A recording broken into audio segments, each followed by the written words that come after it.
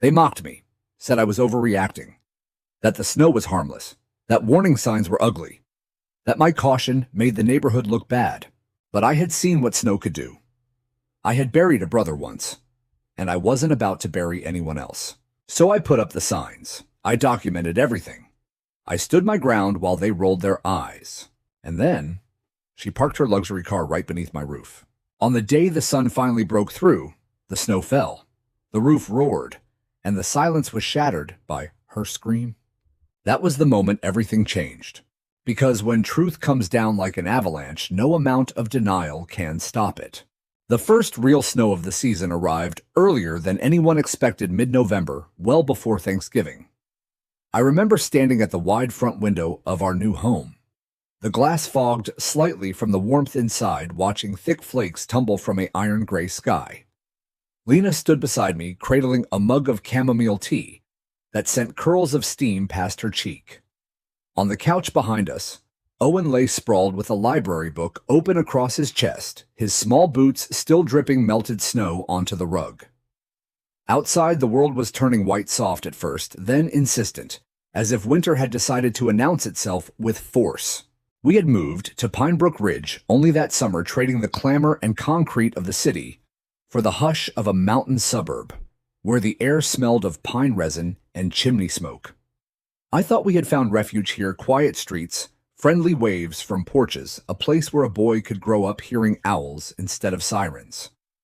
But beauty in the mountains often carries a hidden weight, and the kind of beauty that piles snow high on steep rooflines can be treacherous. I'm not just another homeowner.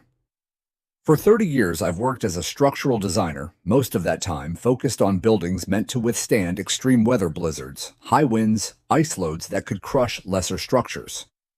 I've stood on frozen job sites and watched roofs sag under invisible pressure. I've calculated the sheer strength of snow until the numbers haunted my dreams. And I've lived the worst of it. I know exactly how quickly a silent white blanket can turn lethal. That's why, when we chose this house, I made certain changes before we even unpacked the last box.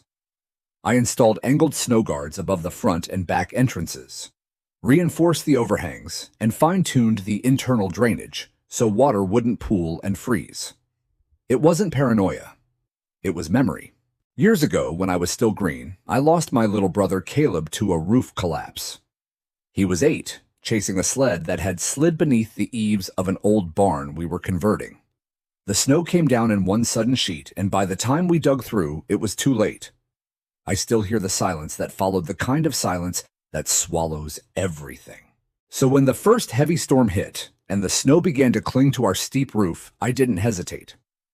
The morning after, while other families were snapping photos of snowmen and posting them to the neighborhood Facebook page, I carried 2 bright orange caution markers out to the driveway. I hammered them deep into the frozen bank beside the walk.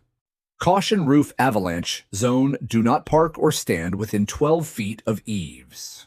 They weren't elegant.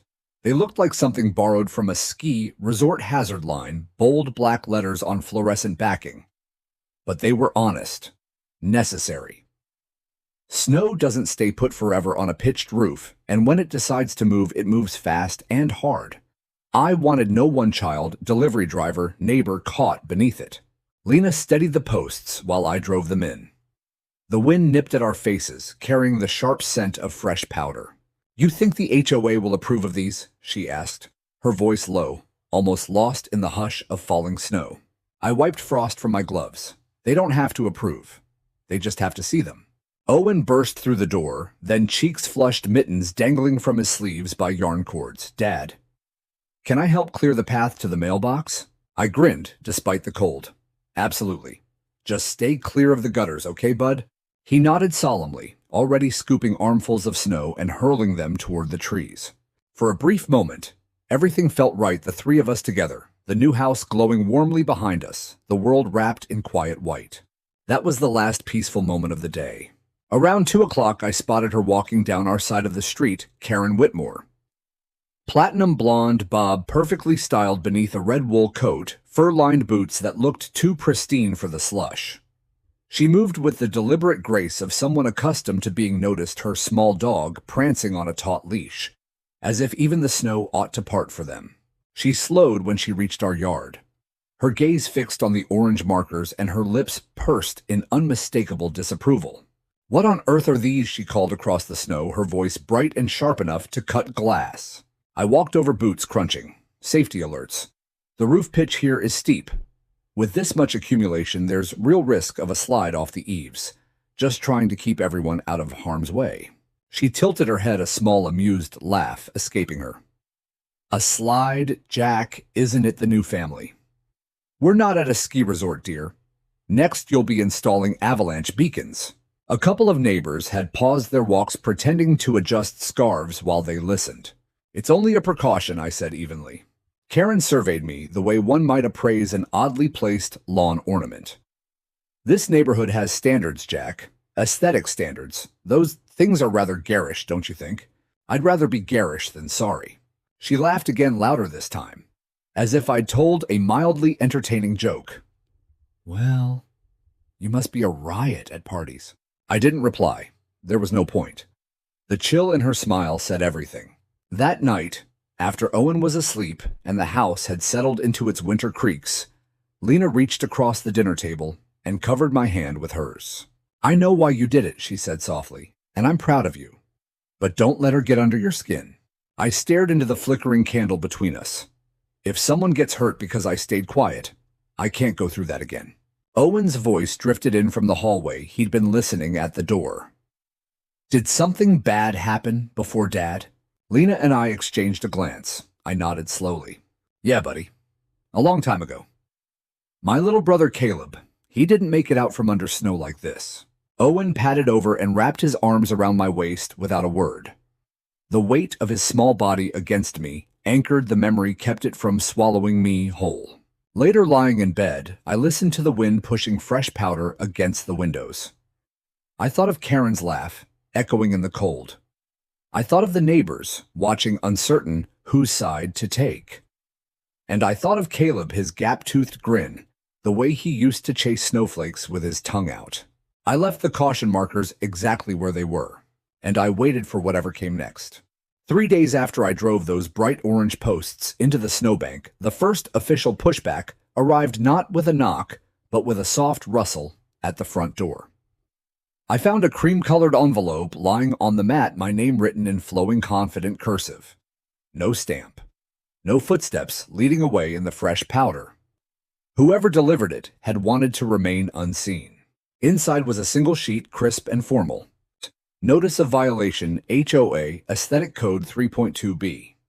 Non-standard signage placed on residential property must be removed within 48 hours, unless prior approval has been granted by the board. Failure to comply may result in daily fines of $500. At the bottom, signed in the same elegant hand, Karen Whitmore, HOA President.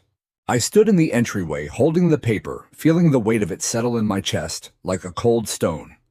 No mention of the reason for the markers. No curiosity about the hazard they warned against. Just aesthetics and a threat. Lena came in from the kitchen, drying her hands on a dish towel. She took one look at my face and knew. "She actually did it," she said quietly. "She did." Lena read the notice, her brow furrowing. It's like the safety part doesn't even exist to her. She thinks if it's ugly, it can't be important. I folded the letter and slipped it into my pocket. That evening, after Owen was tucked in and the house was quiet except for the low hum of the furnace, I opened my laptop at the dining table. The glow of the screen lit the room in pale blue. I spent nearly 2 hours digging through the HOA bylaws, page after page of rules about fence heights, holiday light colors, and approved mailbox designs. Finally, buried beneath landscaping minutiae, I found the clause Karen had quoted. Aesthetic Code 3.2b was real, and it was deliberately vague. But deeper still, under a section titled Emergency and Safety Provisions, I located Code 7.1d. Temporary safety notices were permitted in response to immediate environmental hazards, provided they were clearly marked and removed once the threat passed. I highlighted the passage in yellow, printed it, and gathered everything else I thought might matter. Weather reports showing cumulative snowfall, photos of the loaded roofline, close-ups of the caution markers themselves. I placed it all in a plastic sleeve, along with a short, respectful cover letter addressed to the entire board. The next morning, while Lena and Owen ate oatmeal at the table, I walked the folder down to the HOA drop box by the clubhouse. The air was sharp, my breath fogging in front of me. I slid the envelope through the slot and heard it land with a soft thud. Back home, Owen looked up from his bowl. "Are the bright posts going away, Dad?" "Not yet, buddy. Not if they're still needed." He nodded satisfied and returned to drawing rocket ships on his placemat. That weekend brought the neighborhood's annual winter cheer walk, strings of white lights along the sidewalks, carolers in scarves, tables of cocoa and cookies set up near the clubhouse. Families bundled up and strolled the loop, the air filled with laughter and the scent of pine and chocolate. I was outside clearing the front walk when I noticed Karen holding court near our yard. She stood in the circle of glowing string lights, red coat vivid against the snow, gesturing animatedly with a thermos in hand. A small cluster of neighbors had gathered around her. Her voice carried just far enough. "It's a shame when new residents don't quite grasp the visual harmony we've worked so hard to maintain," she said, her tone light and breezy, as if sharing a harmless observation. "Some people seem to think a little snow gives them license to turn the street into a construction zone." A few polite chuckles. A couple of sideways glances toward our house. I kept shoveling the scrape of metal on concrete, steady and deliberate. Karen spotted me and waved brightly. "Oh, Jack, perfect timing. I hope you received my note about those eyesores. We'd all love to see the neighborhood looking festive again." I leaned on the shovel. I responded to the board with the relevant safety clause. The markers stay until the risk passes. Her smile didn't waver, but something sharpened behind it. "Oh, honey, we've had snow here for years. Nothing ever slides. The only thing falling around here is people's patience with unnecessary drama." Owen peeked out the front door, then bundled in his puffy jacket, watching with wide eyes. Lena appeared behind him, arms crossed, her expression calm but unyielding. I met Karen's gaze. Better safe than sorry. She gave a theatrical sigh and turned back to her audience, already humming "Let It Snow," as the group drifted away. Owen trotted over, snow crunching under his boots. "Why doesn't she like the posts? They're helping." I ruffled his hair. "Some people care more about how things look than what could happen." He considered that, then shrugged. "But we're keeping them right. For now, yes." That night, after the carolers had gone and the lights along the street blinked off one by one, I sat at the kitchen table again. Lena poured us both a mug of tea and sat across from me. "You okay?" she asked. I stared into the steam. I keep thinking about Caleb. If someone had put up even a simple rope that day, maybe things would be different. She reached for my hand. "You're doing what you can. That's all anyone can ask." The next day, I emailed Karen directly, polite, factual, with the highlighted HOA clause attached and the rest of the board copied. I also included the city's building safety liaison just to be thorough. Her reply arrived within minutes. 4 words, cold and final. "Noted. Remove them anyway." I printed the email and added it to the growing folder, because something told me this wasn't over, and I intended to be ready when the next move came. The tension lingered like frost on the windows, quiet but impossible to ignore.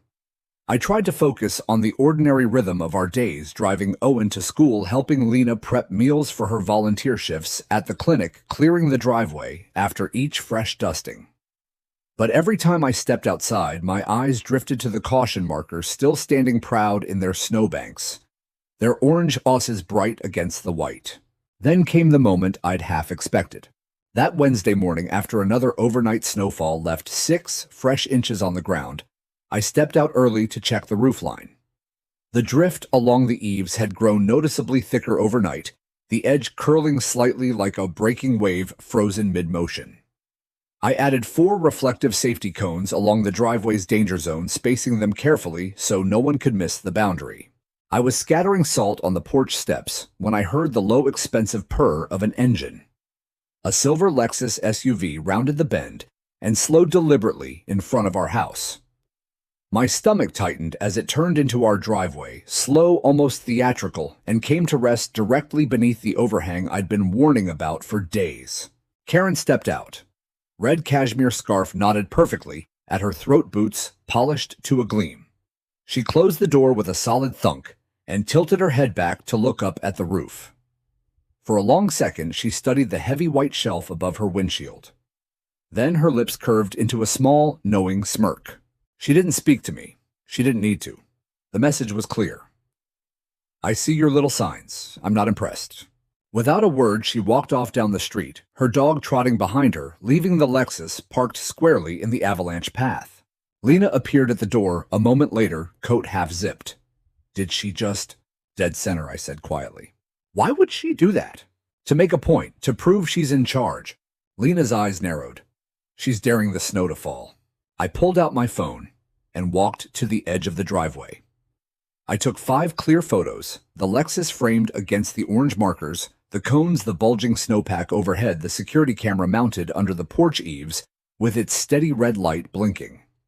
Then I went around to the side of the house, double-checked that the camera's view of the entire driveway was unobstructed, and went inside.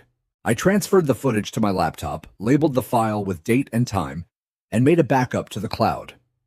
That evening, I composed a calm, factual email to the entire HOA board. I attached the stills from the video, reminded them of my earlier correspondence, and copied the local code enforcement officer and the district fire marshal for good measure. I closed with one simple sentence. Should any incident occur, I want it clearly on record that the hazard was identified, publicly marked, and that Ms. Whitmore chose to park directly beneath it, despite repeated warnings. Lena read over my shoulder before I hit send. She'll spin this as you harassing her. I know. That's why everything is timestamped. Owen wandered in backpack still on. Why is Ms. Whitmore's fancy car in our driveway? She parked it there today, I said carefully. Just visiting the neighborhood. He frowned, looking out the window at the gleaming silver hood. But that's exactly where the snow falls, right? That's why the markers are there, bud. He thought for a moment. Does she not believe you? I managed a small, sad smile. Some people only believe something after they see it happen. That night, I lay awake listening to the house settle. The wind had died down, leaving an eerie stillness. I kept picturing the Lexus sitting there, under hundreds of pounds of compacted snow, waiting for the first warm hour to loosen its grip. The next morning, the car was still there. A thin layer of fresh powder had settled overnight, dusting the roof like powdered sugar on a cake. It looked almost peaceful if you didn't know what was above it. I made coffee, watched the sky lighten, and waited. Around noon, Marcus, the young dad from 2 houses down, stopped by while walking his toddlers in their little red sled. He glanced at the Lexus, then at me. You okay with that? He asked, nodding toward the car. Not really, but it's her choice. He shifted uncomfortably. She's been telling people you're trying to scare everyone, that the markers make the street look like a disaster zone. I'm not trying to scare anyone, I said. I'm trying to keep them alive. He looked up at the roof, following my pointing finger to the slight bulge near the edge. Is it really that dangerous? That layer you see, it's already slipped a couple inches on its own. One sunny afternoon and the whole slab comes down in seconds. It's not fluffy anymore. It's dense, almost ice. You wouldn't want to be underneath. Marcus's face paled. Jesus. She knows, I added quietly. She just doesn't care. He looked at the car again, then back at me. I believe you, Jack. For what it's worth. I nodded. Thanks. That evening, the sky cleared completely. Stars glittered sharp and cold overhead. Karen's Lexus sat motionless under its blanket of white, unmoving, defiant. Lena came up behind me at the window. She's playing chicken with physics. No, I corrected softly. She's playing chicken with consequences. I'd seen pride like hers before. The kind that dismisses warnings because admitting danger means admitting vulnerability. The kind that costs lives. I'd paid that price once already. I wouldn't let my family or anyone else pay it again. The next morning, I took one more set of photos, one more short video clip, and added them to the archive labeled Ongoing Hazard, Day 4. Then I went inside, poured another cup of coffee, and kept watch. 5 days. That was how long the silver Lexus remained parked beneath the eaves. 5 days too many. By Friday morning, the silver Lexus had become a fixture in our driveway. 5 full days. Parked defiantly beneath the eaves, its sleek lines softened under layers of fresh powder. The snowpack on the roof had transformed into something denser, More ominous, a thick compressed slab that gleamed with a subtle crust of ice whenever the weak winter sun broke through. The temperature had flirted with freezing for days, just enough to melt the surface slightly before refreezing it harder, priming the entire mass for a sudden release. I'd done everything short of physically moving the car myself. The archive on my laptop now held a meticulous record, daily photos, time-stamped video clips from the security camera, weather logs showing accumulation and temperature swings. But silence from the HOA board felt heavier than any response. It was as if they hoped the problem would simply melt away. That morning, after waving Owen off to the school bus and kissing Lena goodbye before her shift, I sat at the kitchen table with a fresh pot of coffee and opened a new document.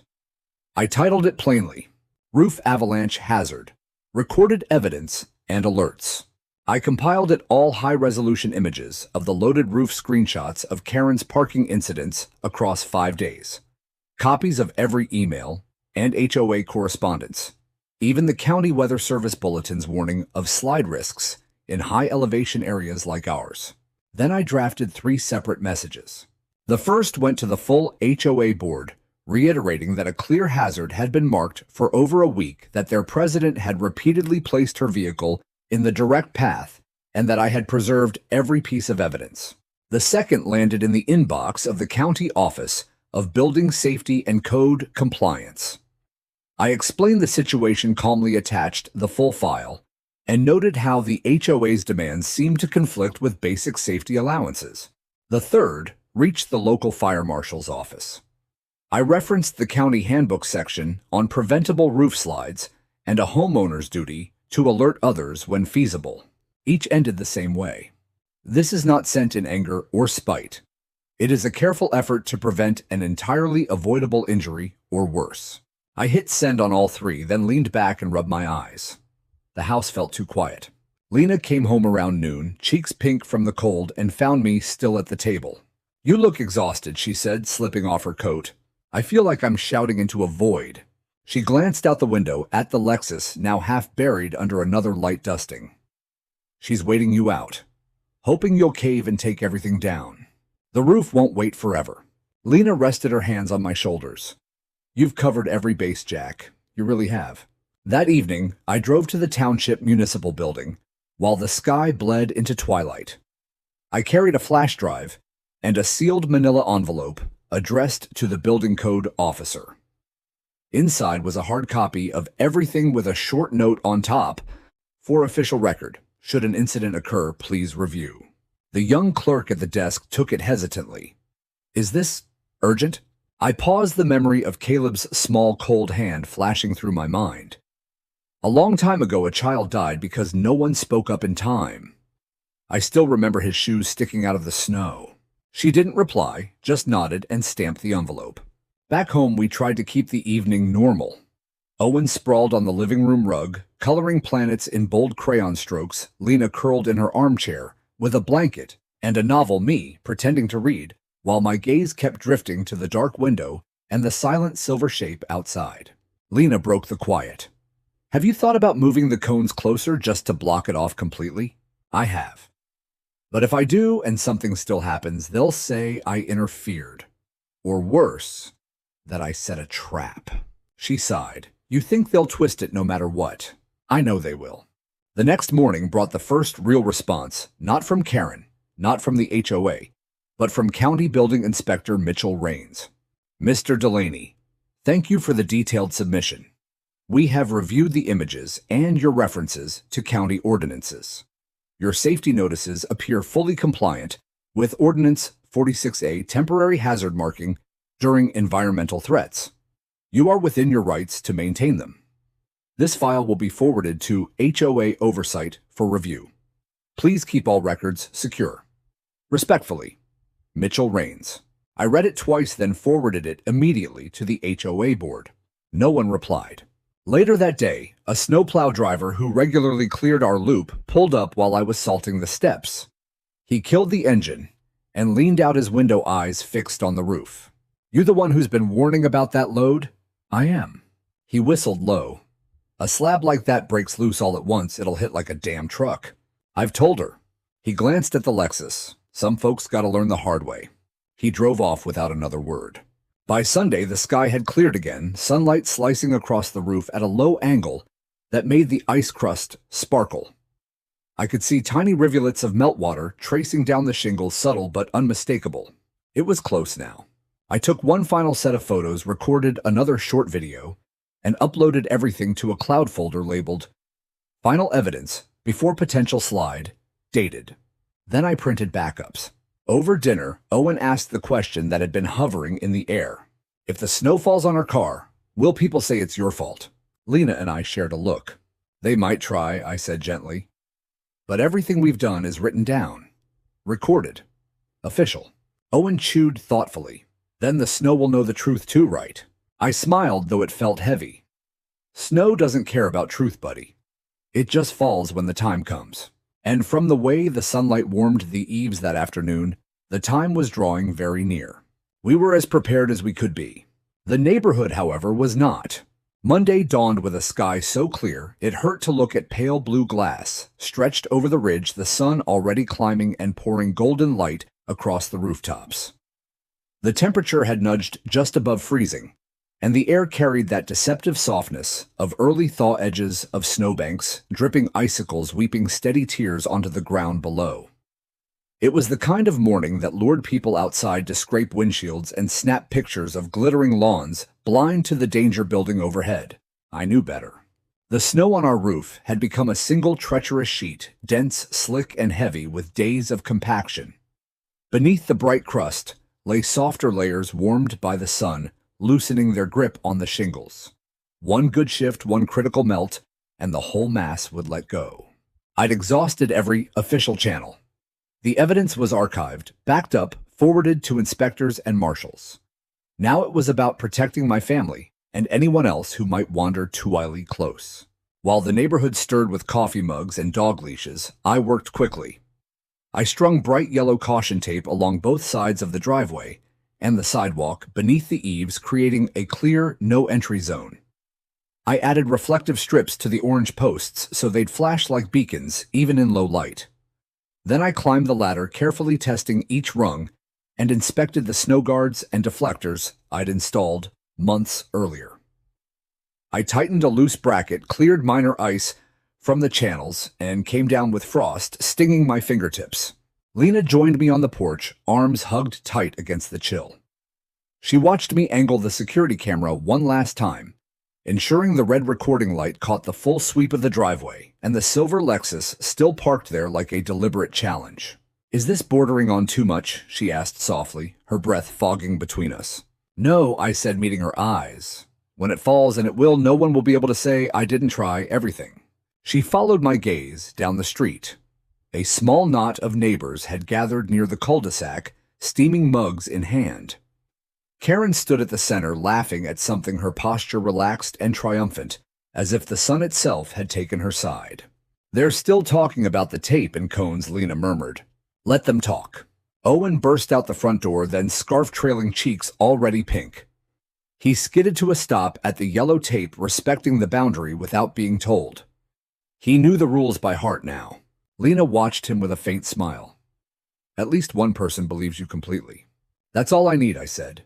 But the knot in my chest tightened anyway. Because it wasn't just about belief, it was about what happened when belief came too late. That afternoon, I walked the block, slowly, boots crunching on the softening snow. And I noticed something that stopped me cold. 3 houses down, a simple hand-lettered sign had appeared, white poster board on a wooden stake. "Watch for roof slides." Farther along, another traffic cones, and a strip of caution tape mirroring mine. And at Marcus's place, a bright new board painted in bold red. "Danger. Possible avalanche zone." I stood there, breath caught in my throat. It wasn't widespread, not yet, but it was a crack in the wall of dismissal. Quiet, private acknowledgments that maybe the warnings weren't hysteria after all. Marcus spotted me from his garage and jogged over, dragging 2 snow shovels. "Hey man, hope you don't mind I borrowed your style." "Not at all," I said, a real smile breaking through for the first time in days. "Glad someone's paying attention." He shrugged, a little sheepish. "Karen's calling it mass hysteria." Says you've got everyone paranoid. Better paranoid than flattened. He laughed, then glanced up at my roof. Seriously, though, if that thing lets go, it will, and soon. We stood in silence for a moment, the sun warm on our faces, the snow groaning faintly overhead. That evening at dinner, Lena mentioned the new markers she'd seen while picking Owen up from school. It's starting to spread, she said, passing the potatoes. Some people have to see others take it seriously before they'll risk looking foolish themselves, I replied. Owen looked up from his plate. What if the snow melts instead of falling? Then everyone will say you worried for nothing. I leaned toward him. Then I'll be the happiest man alive because no one got hurt. Preparing isn't about being right, buddy. It's about being ready. He nodded slowly, then added, but if it does fall on her car, that won't be your fault, right? No, I said firmly. Fault belongs to the person who ignored every alert. Outside, the temperature began its evening drop, but the day's warmth had done its work. Tiny cracks were forming in the ice, invisible from the ground, spreading like silent lightning through the slab. Tuesday brought an even sharper rise, 8 degrees warmer, cloudless sky, direct sun hammering the southern exposure of the roof. Perfect conditions. Karen did not move the Lexus. Not that day. Not the next. The snow waited patient, indifferent, immense. We were ready. The neighborhood was beginning to wake up, but time was running out. The forecast for Thursday arrived like a verdict, temperatures pushing into the low 40s by midday, bright sun, no clouds in sight. The kind of day that felt like a gift after weeks of gray, the kind that coaxed people out of their houses with smiles and light jackets. But for anyone who understood mountain weather, it was a countdown. I woke before dawn, the house still wrapped in that pre-sunrise hush. The air coming through the cracked bedroom window carried a new note, wet earth beneath the cold, the faint drip of melting ice from the gutters. I lay there listening to the soft creaks of the roof as the night's freeze gave way to the first subtle warming. Lena stirred beside me, her hand finding mine under the covers. Today, she whispered. Today, I confirmed. We moved quietly through the morning routine. Coffee brewed strong and dark. Owen ate his cereal without his usual chatter, sensing the weight in the air. I checked the security camera one last time, battery full angle, perfect, red light, steady. Then I stepped outside to refresh the caution tape, where overnight wind had loosened a corner. The yellow strips fluttered like flags in surrender. At 9 o'clock sharp, a beige sedan I didn't recognize pulled up across the street and parked well clear of any eaves. Karen emerged from the driver's side, dressed in tailored wool and sunglasses that reflected the sky. She crossed the road with her usual measured stride, keys jingling softly, and approached her Lexus as if greeting an old friend who'd been waiting patiently. She opened the passenger door, leaned in, rummaging for something, papers perhaps, or her phone.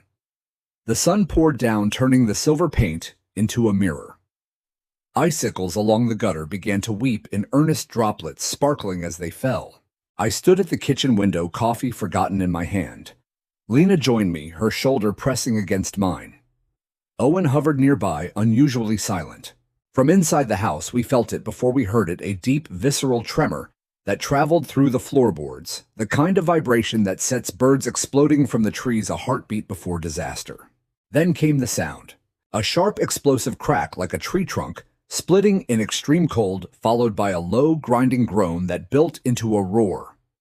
The entire slab of snow and ice detached in one colossal sheet. For a fraction of a second, it seemed to hang in the air, a white wall suspended above the driveway. Then gravity seized it.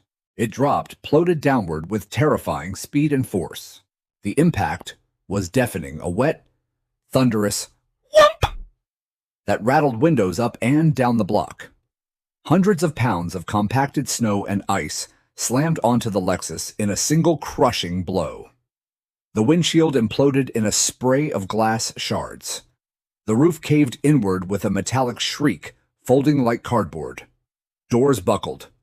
A violent wave of snow erupted outward, splashing across the driveway and into the street in a churning white surge. Karen had just straightened up from the passenger side.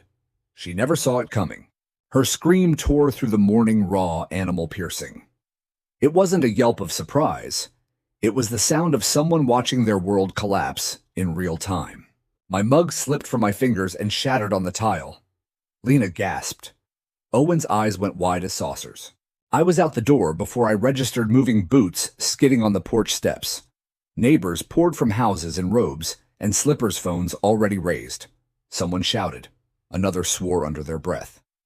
Karen stood frozen in the street, one gloved hand clamped over her mouth, the other pointing at the wreckage, as if she could will it back into shape. The Lexus was unrecognizable roof crushed to seat-level windows, blown-out hood, buried under a mound of snow and jagged ice chunks. Steam hissed from beneath the debris where the engine had taken the full brunt. She spun toward me as I approached, face-flushed, crimson eyes, wild with shock and fury. You did this," she shrieked, voice cracking. "No, Karen," I said, steady, despite the adrenaline surging through me. "Gravity did. You knew, you let it happen. I warned you. Repeatedly. In writing, on camera. You parked there anyway." She trembled, fists clenched so tight her knuckles went white. "This is criminal. I'm calling the police. You'll pay for every cent." "They're already on the way," I replied calmly. "I called them the moment it started to go." Her expression flickered rage, giving way to confusion. Then something colder. Realization. Lena and Owen were behind me now. Owen stared at the ruined car like it was a mythical beast finally slain. Lena slipped her hand into mine. More neighbors gathered at a safe distance, murmuring, filming, shaking their heads. The air smelled of disturbed snow and hot metal. Deputy Rollins arrived within minutes, cruiser lights flashing against the bright morning. He stepped out, surveyed the scene, and let out a low whistle. "Damn," he muttered. Karen rushed toward him, words tumbling out in a frantic rush. "Arrest him! He caused this. He set a trap." Rollins raised a hand. "Ma'am, take a breath. Let's everyone stay calm. He knew it would fall. He did nothing." The deputy turned to me. "Jack, you got everything recorded like you said. Every frame. Signs, cones, tape, all still in place. Footage from the last 5 days, emails, official submissions. It's all there." Karen stared at him in disbelief. "You're taking his side." "I'm following evidence, ma'am. That's my job." The morning blurred after that statement's given, photos taken, the tow truck called. Karen stood apart, arms wrapped around herself, the fight draining from her posture with every passing minute. She looked smaller somehow. The snow had spoken loud and undeniable. And for the first time in weeks, the neighborhood listened. By noon, the crumpled Lexus had transformed into the neighborhood's unwilling centerpiece. People slowed their cars as they passed, craning necks for a better view. Kids on sleds detoured from the park to gawk at the twisted metal half buried in snow. A few neighbors lingered at the edge of the yellow tape, murmuring in low voices, phones discreetly angled to capture the spectacle. No one posted the photos publicly, at least not yet, but the story was already spreading like meltwater down the gutters. Karen was anything but quiet. Less than an hour after Deputy Rollins left with my flash drive tucked safely in his pocket, my phone buzzed with a voicemail.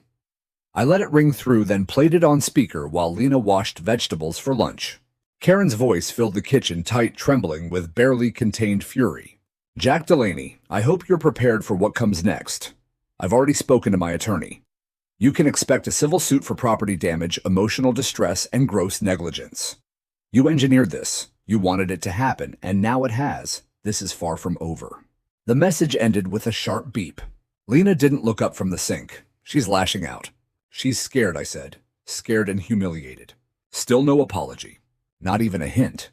I spent the afternoon organizing the binder that had grown thick over the weeks.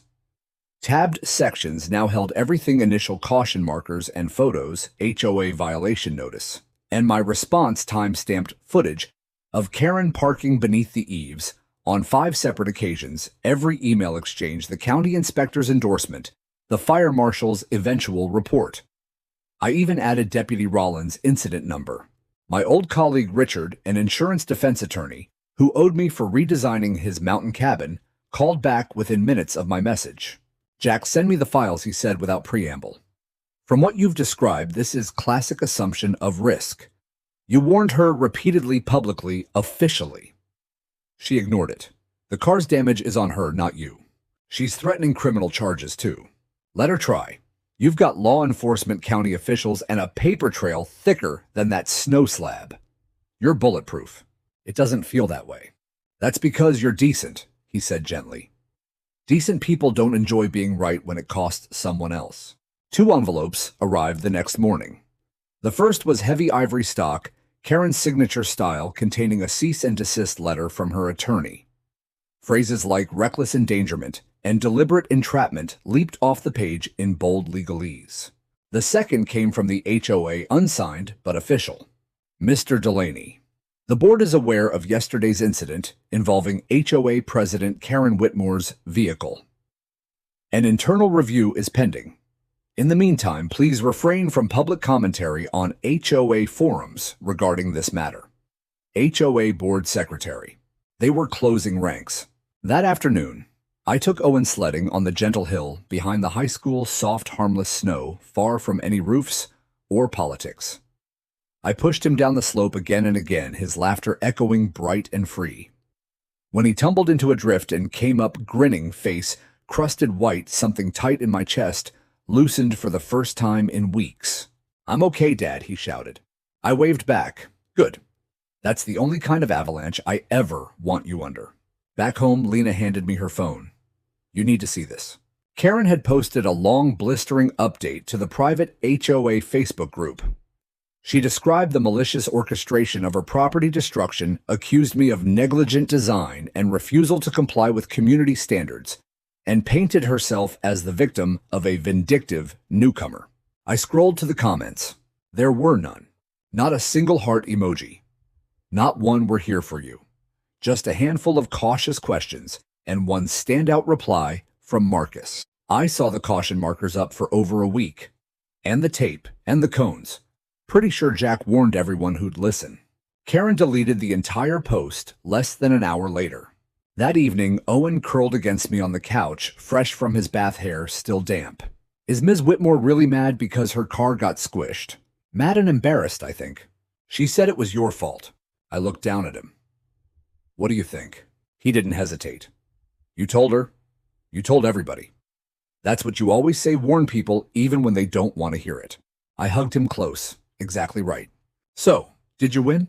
I thought about the wrecked Lexus, about Karen's scream still ringing in my ears, about the uneasy silence settling over the neighborhood.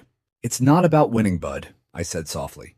"It's about doing what's right even when everyone's laughing, especially then." He nodded sleepily. "You're good at that." I kissed the top of his head and stared into the fire. The next morning, the tow truck finally came. The operator winched the mangled Lexus onto the flatbed. With slow, deliberate motions, metal groaning chains clanking, snow cascading off the crumpled roof like a final surrender. He never once looked my way, just shook his head as the ruined vehicle dragged away behind him. Karen didn't appear to watch, but the neighborhood did.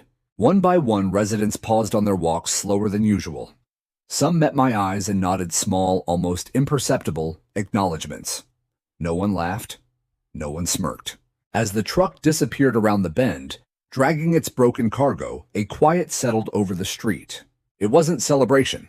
It wasn't vindication. It was something closer to recognition. The thaw had begun not just in the snow, but in the neighborhood itself. And closure, real closure, was finally within reach. The days following the avalanche felt strangely suspended, as though the neighborhood had collectively held its breath and forgotten how to exhale. The driveway was cleared of debris, the caution tape removed, the orange markers quietly taken down one morning while the street was still dark. Yet the absence of the wrecked Lexus left an empty space that everyone noticed, a scarred patch of concrete where something irreversible had happened. Karen's house remained dark for longer stretches than usual. The porch lights that once burned late into the night stayed off. No morning walks with her dog. No sharp silhouette moving behind the curtains. Just silence, where noise had once reigned. At first, I expected retaliation, more letters, more threats, perhaps even a lawsuit filed in haste. Instead, the quiet stretched, and in that quiet, small shifts began to appear. The insurance adjuster arrived 4 days later, bundled in a heavy parka clipboard, in hand boots, crunching across Karen's driveway. I happened to be outside sweeping the last of the slush from our walk when he paused in front of one of the caution markers I hadn't yet removed. He studied it for a long moment, then raised his phone and took several photos. Not accusatory. Methodical. Professional. Karen joined him shortly after, her coat immaculate, but her movements stiff, her face drawn tighter than I remembered. They spoke in low tones I couldn't hear. When he left, she stood alone in the driveway for several minutes, staring at the spot where her car had been crushed, arms wrapped around herself as if the cold had finally reached her. Then the shouting started. It came through the closed front door of her house, sharp, indignant bursts that carried across the quiet street. Words like fraud and unacceptable. "And they can't do this," floated out, followed by a long, frustrated silence. I stayed inside, pretending not to hear. That evening, another envelope appeared under our door, same thick ivory stock, same faint, expensive scent. I opened it slowly. "Mr. Delaney, my insurance claim has been denied based on the documentation you so eagerly supplied. I hope you take satisfaction in knowing your actions setting up this elaborate display, refusing to remove hazardous obstructions, and broadcasting every detail have caused irreparable harm. If you believe this concludes matters, you are gravely mistaken. Karen Whitmore." I handed the letter to Lena without comment. She read it once, folded it neatly, and placed it beside the growing stack on the kitchen counter. "Still no acknowledgement," she said quietly. "Not even a whisper of regret. Pride doesn't apologize easily." The next morning brought the official word I'd been waiting for, not from Karen, but from the Pine County Fire Marshal's office. "Dear Mr. Delaney, after thorough review of your submitted materials, including photographs, video surveillance, prior correspondence with the HOA weather data, and on-site inspection notes, we conclude that you acted in full compliance with county safety guidelines. Your temporary hazard markings were consistent with municipal code provisions for immediate environmental threats. No liability fault or citation will be assigned to you in connection with the incident of January 15th, 2026. We appreciate your proactive efforts to prevent potential harm. Respectfully, Fire Marshal Jason Trent, Pine County Emergency Response and Safety Division." I printed the letter, pinned it to the refrigerator door with a simple magnet shaped like a snowflake, and forwarded a copy to the HOA board email list. Still no reply. But that evening, something shifted on the HOA online portal. A new announcement appeared in the board updates section, understated and clinical. "Special emergency meeting scheduled. Date Thursday, January 23rd, 2026, 6:00 p.m. Location Pinebrook Ridge, Community Hall. Agenda review of recent safety incident and board governance matters. All residents welcome to attend." I stared at the screen for a long time, rereading the words. Lena came up behind me. They're finally addressing it. Or trying to contain the damage before someone else sues the association itself. Probably both. Thursday arrived faster than expected.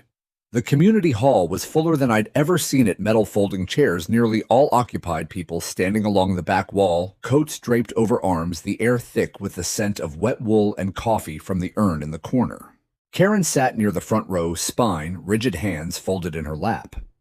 The usual aura of command still clung to her, but it had thinned noticeably.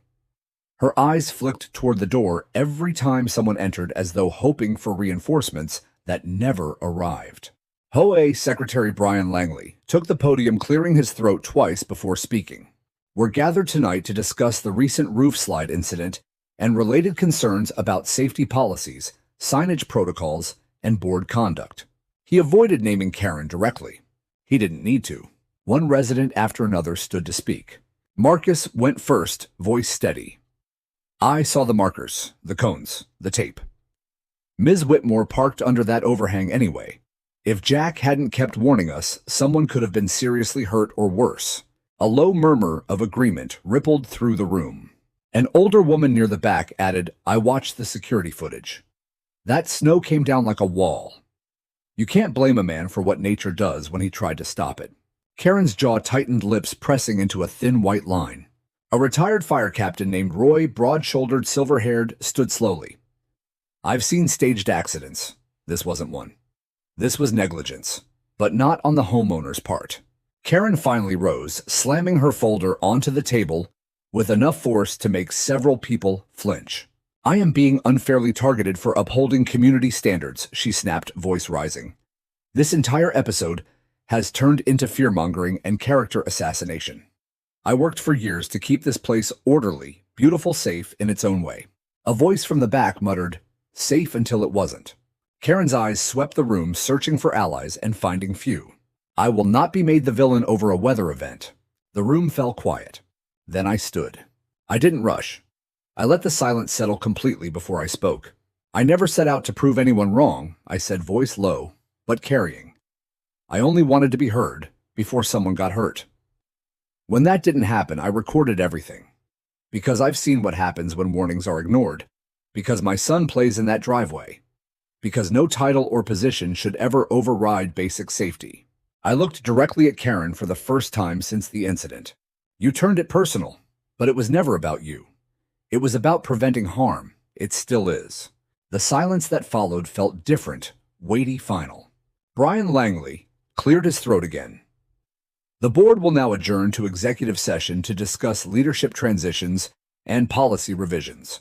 Karen remained seated for a long moment. Then, without a word, she gathered her things and walked out. No one followed her. No one spoke. The door closed behind her with a soft click that echoed louder than any shout. And just like that, the room exhaled. Karen vanished from view in the days that followed the meeting. Her house stood shuttered and still, curtains drawn tight against the winter sun that now poured freely over the ridge. The driveway remained empty, no replacement car, no fresh tire tracks slicing through the thinning snow. The dog no longer barked at passers-by. It was as if the woman who had once commanded every corner of Pine Brook Ridge had folded herself away, waiting for the storm to pass. But this time the storm had been of her own making. At first, I braced for escalation. Another letter, a surprise lawsuit, perhaps a public campaign to salvage her reputation. Instead, the neighborhood discovered a new rhythm. Conversations on morning walks lingered longer. People nodded when they passed our house, some with shy smiles, others with quiet gratitude.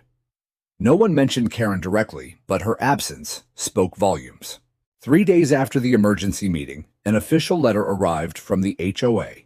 Not the familiar cream envelope, but plain white stationery bearing the community seal. "Dear Mr. Delaney, following a thorough internal review of recent events, the board has determined that no violations were committed on your part.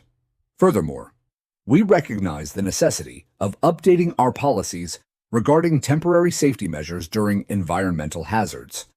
Your detailed records and persistent advocacy highlighted critical gaps in our current guidelines. Effective March 1st, the Pine Brook Ridge HOA will implement revised protocols permitting temporary hazard alerts that align with county safety standards without requiring prior board approval in urgent situations. Your commitment to community well-being has been invaluable. Thank you for your patience and resolve. Sincerely, the Pine Brook Ridge HOA Board." Lena read it aloud at the breakfast table, her voice soft with disbelief. When she finished, she passed it to me with a slow grin. "You changed the rules, Jack. I just refused to let them stay broken." Owen traced the HOA seal with his finger. "Does this mean no more mean letters?" "For now, buddy," I said, ruffling his hair. "For now." Almost overnight, new markers began to appear across the neighborhood. Not just on our street, but everywhere. Hand-painted wooden stakes with bold warnings. "Watch for falling snow." Professionally printed signs on metal posts echoing my original design. Reflective caution tape fluttering from garages. One family even installed angled deflectors above their front entry, mirroring the ones I'd added to our roof months earlier. Marcus helped his next-door neighbors bolt snow guards to their eaves one Saturday afternoon, the two of them laughing over power tools, while their kids built forts in the yard.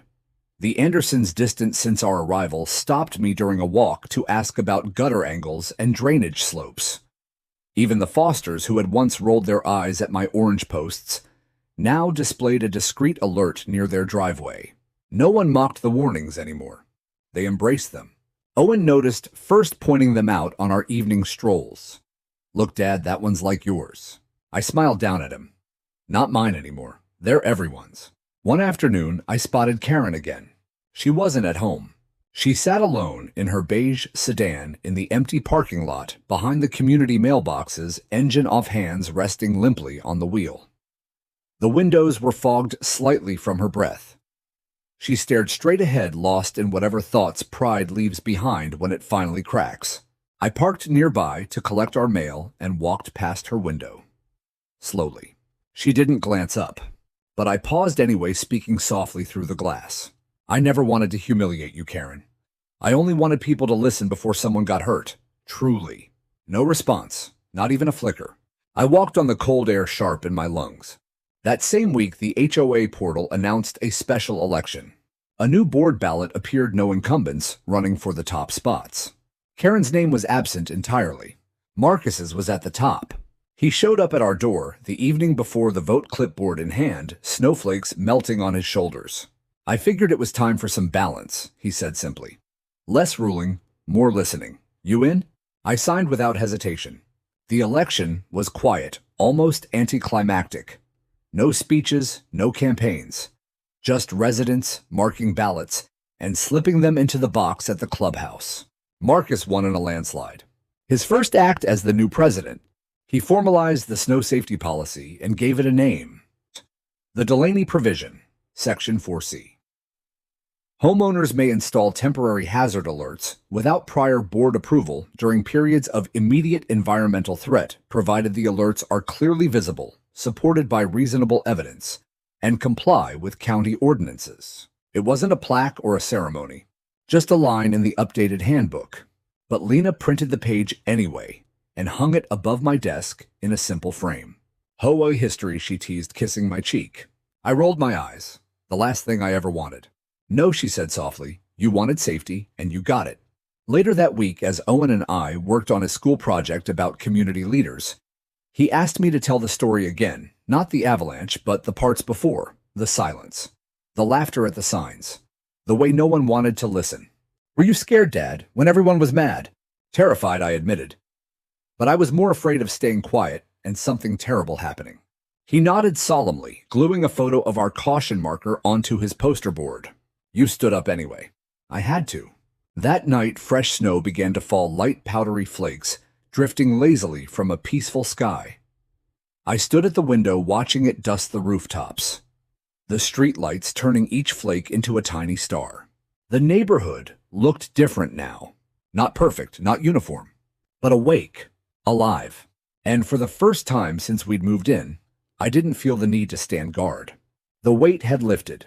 The lesson had settled, and Pinebrook Ridge finally felt like home. By early March, winter began its slow retreat from Pinebrook Ridge. The snow pulled back inch by inch, revealing patches of muddy grass, and the first brave crocuses pushing through the thaw. Icicles thinned two fragile spears, dripping steadily into puddles that reflected the strengthening sun. The air carried the clean mineral scent of melting ice and awakening earth, a promise that the long white siege was finally ending. In our home, the change felt deeper than the seasons. I noticed it in small things: Owen racing out the door without pausing to scan the roofline, his boots splashing through slush instead of crunching over packed ice. Lena's laughter came easier now, no longer edged with the quiet vigilance that had shadowed her for months. And in myself, I still glanced up out of habit when I stepped outside, but the old knot of dread had unraveled. The weight I'd carried since Caleb's death, sharpened by Karen's defiance, had finally loosened its grip. People waved as they passed our house, now real waves, warm and unhurried, the kind that acknowledged what had happened without needing to say it aloud. You were right. Thank you for not staying silent. The Delaney Provision took effect officially that first week of March. Marcus sent a community-wide email signed by the new board with the updated handbook attached. At the bottom, a simple note. To Jack Delaney, for standing firm when it mattered most. For reminding us that safety isn't always tidy, but it's always worth it. I printed the email and tucked it into the binder that had once been a shield. Not for framing this time, just to keep. A quiet reminder that persistence, even when it feels lonely, can shift things. That Saturday, the sun broke through in full force, turning the neighborhood gold. I took Lena and Owen for a walk, no coats, no gloves, just the three of us breathing in the mild air. We passed houses that had once greeted us with cool distance. Now caution markers stood weathered, but proud, some faded from the sun, others freshly painted. Proof that lessons once learned the hard way tend to stick. Owen spotted a new one near the park pavilion, bright yellow letters warning about icicles, and tugged my sleeve. "That another one like yours?" I smiled down at him. "Not mine anymore, buddy. Ours. The whole neighborhood's." As we passed Karen's house, I slowed without meaning to. The driveway was still bare curtains, drawn no sign of life. I didn't know if she'd moved or if she was simply waiting for spring to carry her away. Part of me hoped she'd found some peace in the quiet. The truth was, I no longer needed her apology or her understanding. The snow had already delivered its verdict, and the neighborhood had chosen to listen. Back home, I climbed the ladder to the roof one last time that season, just to check old instincts die hard. I ran my hand along the cleared shingles, tested the brackets on the snow guards, felt the warmth of the sun soaking into the dark surface. Everything held firm. As I turned to descend, I paused and looked out over the ridge. Below, Owen and Lena were in the yard, him launching a football with awkward, joyful throws, her catching it with exaggerated stumbles that sent them both into giggles. Their laughter floated up to me light and free. I stayed there longer than necessary, watching the two people I'd fought for through every ignored warning, every dismissive laugh, every sleepless night. In that moment, I understood it fully. This hadn't been about HOA rules or aesthetic codes. It hadn't even been about Karen. It was about stewardship of my home, my family, the fragile trust that holds a community together. About refusing to let pride or silence cost someone else what it had once cost me. The wind shifted gentle and warm against my face, carrying away the last chill of winter. With it went the tension I'd held for months, the clenched fear, the constant vigilance. It simply released. That night, we invited neighbors over for the first time since the storm. Marcus arrived with a pot of his famous chili. The Andersons brought cornbread, still steaming from the oven. Others trickled in with desserts and Story's boots lined up by the door coats slung over chairs. The fireplace crackled, filling the room with wood smoke. An easy conversation, no politics, no tension, just the comfortable hum of people glad to be together. Owen dragged out the old binder at one point, holding it up like a trophy. "My dad helped make the neighborhood safer," he announced proudly. Marcus raised his glass of cider. "To Jack for speaking up when the rest of us were too busy looking the other way." Everyone drank. I felt my cheeks warm, but for once it wasn't embarrassment. It was gratitude. Later, when the house was quiet again, and the embers glowed low, Lena leaned into me on the couch. "This place finally feels like home," she whispered. "Even with the HOA," I teased. She smiled against my shoulder. "Especially because of how you stood up to it." We sat in the stillness, letting the peace settle deep. Outside, the last traces of snow gleamed under the streetlights, soon to vanish entirely. But the lesson lingered stronger than any rulebook, deeper than any regret. Warn when you must. Stand when it matters. Never apologize for protecting what you love. Because sometimes the heaviest thing isn't the snow that falls. It's the silence of those who see danger coming and choose not to speak. My voice had broken that silence. And in doing so, it hadn't just saved a roof. It had helped save a community. And in some quiet way, it had begun to heal the boy inside me, who'd never stopped hearing his brother's name in the hush after the fall.